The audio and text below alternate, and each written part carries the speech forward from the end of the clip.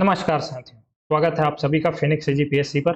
और आज हम देखने वाले हैं जनवरी महीने के आखिरी सप्ताह पर बेस करंट अफेयर्स एमसीक्यू, यानी 26 से 31 जनवरी 2026 तक के करंट अफेयर्स एमसीक्यू। तो चलिए बिना किसी देरी के शुरू करते हैं।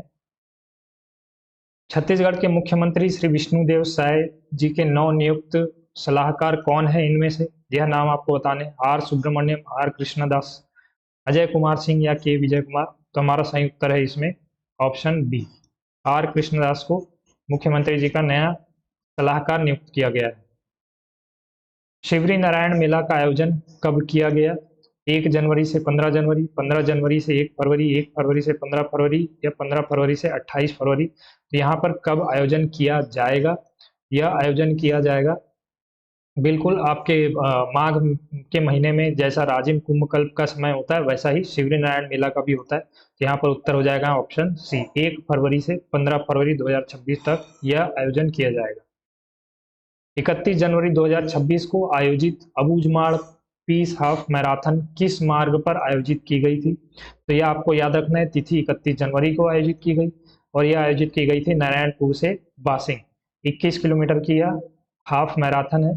फुल मैराथन 42 की होती है, ये हाफ मैराथन है 21 किलोमीटर की, आयोजित की गई थी नारायणपुर से बासिंग पर। नीति आयोग द्वारा संचालित संपूर्णता अभियान 2.0 का संचालन किस अवधि में किया जाएगा? तो यह संपूर्णता अभियान मुख्यतः कुपोषण निवारण से संबंधित है। राज्य में कुपोषण को खत्म करना है और साथ में एनीमिया उन्मूलन, इन दो चीजों से यह संबंधित है। कुल 6 संकेतकों में यहाँ पर ध्यान दिया जाता है वर्कर्स द्वारा, आंगनबाड़ी वर्कर, आशा वर्कर, इन सबके द्वारा। ठीक, तो यह संपूर्णता अभियान छत्तीसगढ़ में अभी संचालित किया जाएगा 28 जनवरी से 14 अप्रैल 2026 तक। 28 जनवरी से 14 अप्रैल 2026 तक यह अभियान संचालित किया जाएगा। आगे देखते हैं, यह कथन है, इसमें से हमको बताना है कि सही उत्तर कौन से हैं। संपूर्णता अभियान 2.0 का उद्देश्य आगामी 3 महीनों में स्वास्थ्य, पोषण, शिक्षा एवं कृषि से संबंधित 6 प्रमुख प्रदर्शन संकेतकों को 100% संतृप्ति तक पहुंचाना है। यह बिल्कुल सही है, इसमें 6 संकेतक होते हैं इन क्षेत्रों से रिलेटेड। फिर संपूर्णता अभियान 2.0 के अंतर्गत केवल स्वास्थ्य एवं पोषण क्षेत्र से संबंधित संकेतकों को शामिल किया गया, यह गलत है, यह बिल्कुल गलत है। इसमें कृषि, शिक्षा, ये सब भी शामिल होते हैं क्योंकि ये संपूर्णता अभियान है, पूरे एक मानवीय विकास के संपूर्ण आधार को देखा जाता है इसमें। हमारा option A is the right answer. Statement 1 is correct, statement 2 is wrong. प्रधानमंत्री श्रम योगी मानधन योजना के अंतर्गत 60 वर्ष की आयु पूर्ण करने के बाद लाभार्थी को कितने सुनिश्चित मासिक पेंशन प्रदान किया जाता है? यह केंद्र सरकार की योजना है जो राज्य सरकार में भी लागू है। इस योजना के बारे में पहले हम देखते हैं कि यह योजना किससे संबंधित है, फिर हम देखेंगे पेंशन राशि वगैरह के बारे में। तो यह देखिए, प्रधानमंत्री श्रम योगी मानधन योजना, इस योजना का संचालन किया जा रहा है केंद्र सरकार द्वारा। और किन के लिए संचालित किया जा रहा है? असंगठित श्रमिकों को बुढ़ापे में संबल देने के लिए। यह असंगठित श्रमिक कौन होते हैं? जो ऑफिशियली रजिस्टर्ड नहीं होते, यानी ऐसी संस्था में काम नहीं कर रहे हैं जो कि ऑफिशियली रजिस्टर्ड, जैसे ठेले वगैरह जो चलाते हैं या कोई किराना स्टोर में काम कर रहा है, इस प्रकार की जो जगह होती है जो कि रजिस्टर्ड नहीं है, जैसे हमारी एमएनसीज है, वह कंपनियां क्या है, कंपनीज एक्ट की तरह रजिस्टर्ड होती हैं, उनको पूरे श्रम कानून वगैरह मान्य होते हैं, उनको बुलाया जाता है संगठित क्षेत्र, यानी जो कर प्रदान कर रहे हैं और जो ऑफिशियली रजिस्टर्ड हैं वो होते हैं हमारे संगठित क्षेत्र। ये ठेला और जैसे रेहड़ी व पटरी जो लगाते हैं, या जो रिक्शा चलाने वाले श्रमिक हैं, या खेतीहर मजदूर हैं, ये सब असंगठित क्षेत्रों में आते हैं। तो इनके इन क्षेत्र के श्रमिकों को बुढ़ापे में संबल देने के लिए यह योजना लाई गई है। इसका उद्देश्य क्या है? रेहड़ी पटरी लगाने वाले, रिक्शा चालक, निर्माण श्रमिक, खेतीहर मजदूर, इनके सहित और अन्य असंगठित क्षेत्र में कार्यरत श्रमिकों को सामाजिक सुरक्षा उपलब्ध कराना, यह इसका मुख्य उद्देश्य है। प्रावधान क्या है?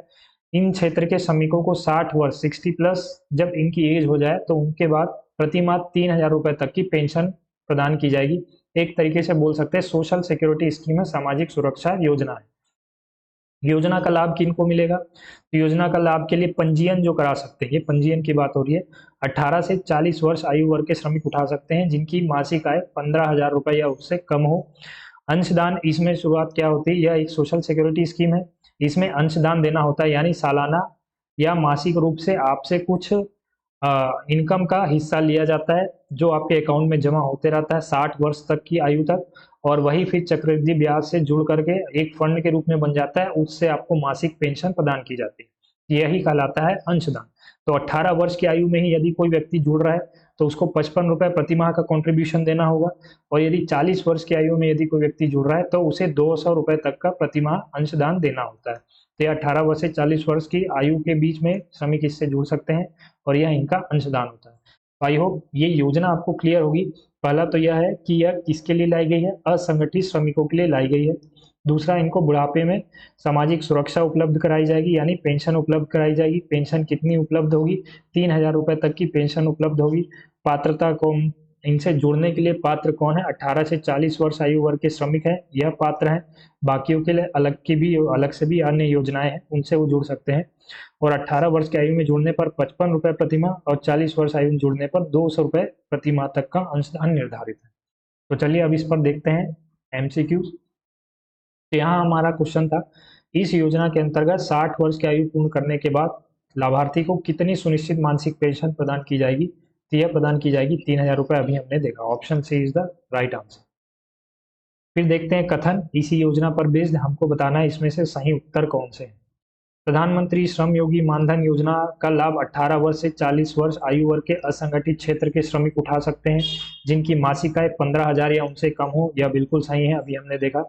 योजना में 18 वर्ष आयु में शामिल होने पर 200 रुपये प्रति माह, और 40 वर्ष आयु में शामिल होने पर 55 रुपये प्रति माह अंशदान निर्धारित है। यह बिल्कुल गलत है, इसमें यह उल्टा हो गया है। 18 वर्ष आयु में 55 रुपये है और 40 वर्ष आयु में 200 रुपये मासिक है। हमारा सही उत्तर हो जाएगा ऑप्शन ए, केवल कथन एक सही है। 16वें राष्ट्रीय मतदाता दिवस 2026 के राज्य स्तरीय समारोह में इलेक्शन मैनेजमेंट एंड लॉजिस्टिक्स श्रेणी में सर्वश्रेष्ठ निर्वाचन जिला पुरस्कार से किस जिले को सम्मानित किया गया है। तो यह राष्ट्रीय मतदाता दिवस कब मनाया जाता है, 25 जनवरी को मनाया जाता है। तो इस तिथि में इलेक्शन मैनेजमेंट एंड लॉजिस्टिक्स श्रेणी में सर्वश्रेष्ठ निर्वाचन जिला पुरस्कार से सम्मानित किया गया है जिला Surajpur. Option B is the right answer. गणतंत्र दिवस 2026 पर छत्तीसगढ़ पुलिस को विशिष्ट सेवाओं के लिए राष्ट्रपति पदक से सम्मानित किए गए अधिकारी कौन है।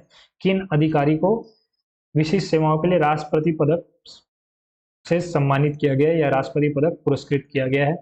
यहाँ पर हमारा उत्तर हो जाएगा श्री राम अवतार सिंह राजपूत, यह हमारे सही उत्तर है। इनको राष्ट्रपति पदक से सम्मानित किया गया है। अब देखना है कथन, इनमें से कौन सा उत्तर, कौन से कथन सही है वो हमको चुनाव करना है। तो देखते हैं वन बाय वन। दंतेवाड़ा निवासी बुधरी ताती को महिला सशक्तिकरण, आदिवासी उत्थान एवं समाज सेवा के क्षेत्र में योगदान हेतु पद्मश्री सम्मान प्रदान किया जाएगा। यह बिल्कुल सही है। दंतेवाड़ा निवासी हैं, साथ में ये सोशल वर्कर हैं जो इन क्षेत्रों में काम कर रहे हैं, महिला सशक्तिकरण के लिए, आदिवासी उत्थान के लिए और समाज सेवा के लिए भी। ये बड़ी दीदी के नाम से मशहूर हैं। बड़ी दीदी के नाम से विख्यात बुधरी ताती वर्ष 1984 से वनांचल क्षेत्रों में नशा मुक्ति, साक्षरता अभियान, सामाजिक जागरूकता, महिला एवं बालिका शिक्षा क्षेत्र में कार्य कर रही हैं। यह भी बिल्कुल सही है। तो हमारा दोनों कथन सही है, तो उत्तर हो जाएगा option C is the right answer, यानी कथन 1 और 2 दोनों सही है। सही उत्तर है हमारा ऑप्शन सी। निम्नलिखित में से किस दंपति को जनजातीय क्षेत्रों में दीर्घकालीन निःशुल्क चिकित्सा सेवा के लिए संयुक्त रूप से पद्मश्री सम्मान प्रदान किया जाएगा। तो यह अभी हाल में ही घोषणा की गई है इनके लिए। तो इसका सही उत्तर है डॉक्टर रामचंद्र त्रयंबक गोडबोले एवं सुनीता गोडबोले। यह डॉक्टर दंपति हैं जिनको पुरस्कार पद्मश्री से सम्मानित किया जाएगा इस वर्ष। हाल ही में मलनिया डैम जलाशय में बने फ्लोटिंग रेस्टोरेंट का शुभारंभ छत्तीसगढ़ के किस जिले में किया गया। यह मलेनिया डैम कौन से जिले में स्थित है, यह आपको यदि पता होगा तो इससे समझ में आ जाएंगे। और यह मलेनिया डैम मलेनिया ट्रम्प से प्रेरित नहीं है, यह आप ध्यान रखेंगे। मलेनिया डैम उसके पहले से यहाँ पर बना हुआ है। तो खैर, यह जिला है जिला गोरेला पेंड्रा मरवाई, जीपीएम। यहाँ पर इस डैम में एक फ्लोटिंग रेस्टोरेंट बनाया गया है। 37वें राष्ट्रीय सड़क सुरक्षा माह 2026 का आयोजन किस अवधि में किया गया। तो हर साल यह जनवरी महीने में मनाया जाता है सड़क सुरक्षा माह। तो इसका सही उत्तर हो जाएगा ऑप्शन सी, 1 जनवरी से 31 जनवरी तक सड़क सुरक्षा माह मनाया गया। इसमें भर भर कर चालान भी कटते हैं, खैर वो तो अलग है, परंतु मुख्य बात यह होती है कि जागरूकता ज़्यादा लाया जाता है स्कूलों में, कॉलेजों में जाकर के। सड़क एक्सीडेंट कैसे कम हो, हमको क्या क्या सेफ्टी उसमें रखनी चाहिए, कार में सीट बेल्ट लगाकर चलना चाहिए, बाइक्स में जब भी हम जाएं तो मुख्यतः हेलमेट लगाकर जाना चाहिए, इन सब के बारे में जागरूकता लाई जाती है। ताला महोत्सव 2026 का आयोजन बिलासपुर में कब किया गया? तो यह ताला महोत्सव कब आयोजित किया गया था बिलासपुर में, यह हमको बताना है। यह ताला क्षेत्र, यदि आपने छत्तीसगढ़ इतिहास पढ़ा होगा तो आपको याद आ रहा होगा, इस ताला में देवरानी जेठानी मंदिर स्थित है। आप मुझे बताएंगे कि वह किस वंश के द्वारा निर्मित है, वह मंदिर किस वंश के द्वारा निर्मित है और यह कौन से नदी के तट पर स्थित है, यह भी आप बताएंगे। तो चलिए पहले अभी देखते हैं ताला महोत्सव 2026 का आयोजन बिलासपुर में कब किया गया था। तो यह आयोजन किया गया 30 से 31 जनवरी, 2 दिवसीय आयोजन था। तो option C is the right answer. तो चलिए यह था हमारा जनवरी के आखिरी सप्ताह पर बेस्ड करंट अफेयर 26 से 31 जनवरी के लिए। मिलते हैं आपसे अगले एमसीक्यू वीडियो में जो कि फरवरी सप्ताह पर बेस्ड होगा, और इसका पीडीएफ पाने के लिए आप हमारा टेलीग्राम चैनल ज्वाइन कर सकते हैं, वहाँ पर इसका पीडीएफ मैंने डाल रखा है, वहाँ से आपको आराम से मिल जाएंगे। तो मिलते हैं आपसे अगले वीडियो में, तब तक के लिए जय हिंद, जय भारत, जय छत्तीसगढ़।